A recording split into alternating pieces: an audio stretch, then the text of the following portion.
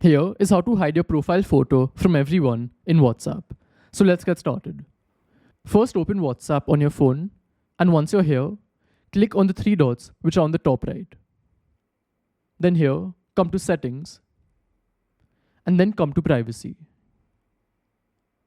Just click on the second option, that's Profile Picture, and you can see it's currently set to everyone. So right now, everyone can see my profile picture, and if I want to change this, I can select one of these other options. If I select My Contacts, this means that only people whose numbers I've saved, they can see my profile picture. The next option is My Contacts Except. So in this, you can exclude some contacts by just selecting them from here. And the last option is Nobody. And this means that nobody can see your profile picture. So you can change it to whatever you want and just go back and it's done.